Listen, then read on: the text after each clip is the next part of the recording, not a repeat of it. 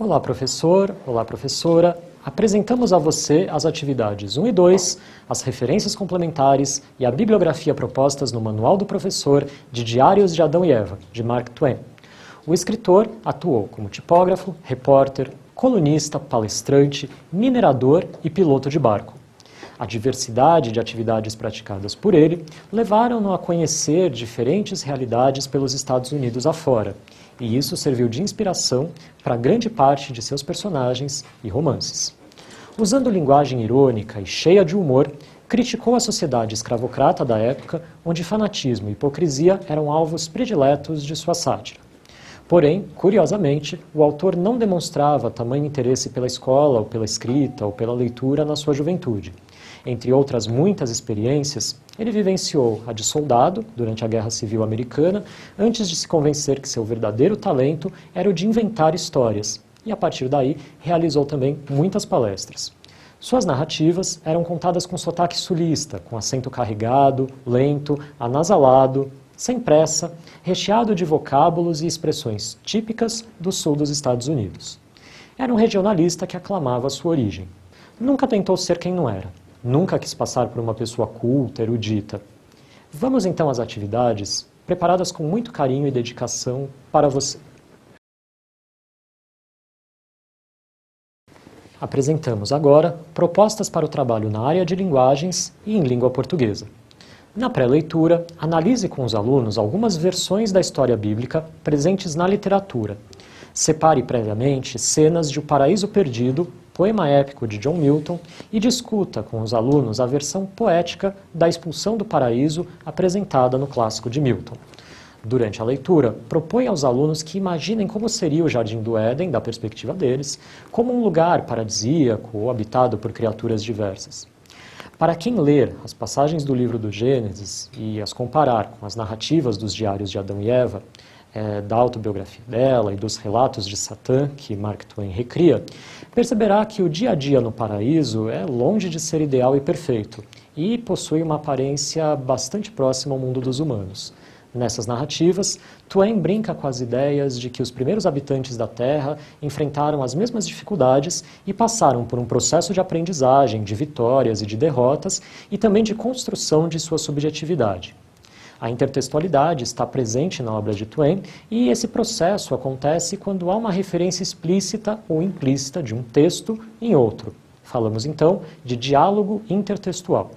Também pode ocorrer com outras formas além do texto verbal, como em músicas, pinturas, filmes, novelas e etc. Toda vez que uma obra fizer alusão a outra, ocorre a intertextualidade. Apresenta-se explicitamente quando o autor informa o objeto de sua citação, como no caso de Mark Twain e a Bíblia. É importante para o leitor o conhecimento de mundo, um saber prévio, um repertório, para que ele possa reconhecer e identificar quando há um diálogo intencional entre os textos. A intertextualidade pode ocorrer afirmando as mesmas ideias da obra citada ou contestando-as, subvertendo-as, como no caso da paródia. Aí, na paródia, temos uma forma de subverter outros textos, carnavalizando e invertendo ideias e valores. Ocorre, então, um choque de interpretação.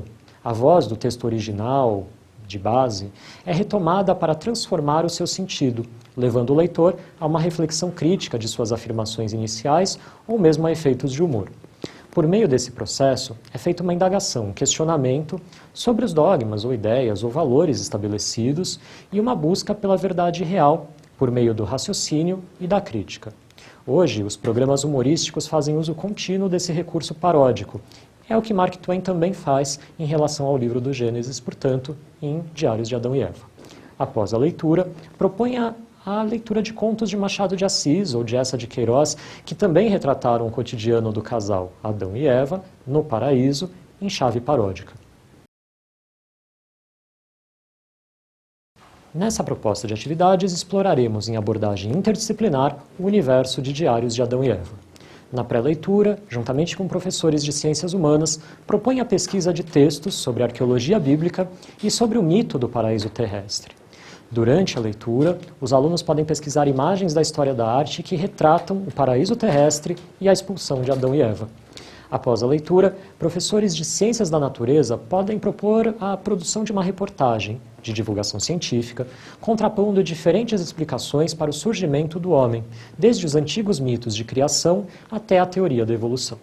Uma curiosidade é que o autor Mark Twain era obcecado pela figura da personagem bíblica de Adão. Entre as cartas trocadas com sua esposa, havia uma em que estava escrito: Adão, o pai da raça humana, certamente merece ser honrado. Motivado por essa obsessão, ele chegou a redigir uma petição ao Congresso americano para conceder à cidade de Elmira a permissão para construir um monumento a Adão, mas não obteve sucesso. Seguindo sua jornada, enfim, ele escreveu os Diários de Adão e Eva em 1893 e 1905, respectivamente. Ele não conseguiu que as obras fossem imediatamente publicadas. Para conseguir a sua publicação, ele buscou apoio de um amigo antigo, então secretário de turismo da região de Buffalo. Esse político sugeriu que ele adaptasse o manuscrito de forma a ambientar o enredo mítico do paraíso de Adão e Eva para as cataratas do Niágara, porque assim poderia ser vendido como um souvenir durante a Exposição Pan-Americana de Chicago. Uma das modificações mais óbvias é uma em que Eva começa a organizar o paraíso colocando placas que indicavam os diversos lugares de visitação daquele sítio, como se o Jardim do Éden fosse uma espécie de parque público. No relato, Adão diz que algumas dessas placas indicavam: por aqui a piscina para hidro, por aqui a Ilha das Cabras, Caverna dos Ventos, por aqui. A segunda parte do diário, que teria sido escrita por Eva, é primeiramente publicada como uma edição especial em comemoração natalina. Para mais informações sobre as habilidades trabalhadas nesta obra, consulte o material digital do professor. Obrigado e até a próxima.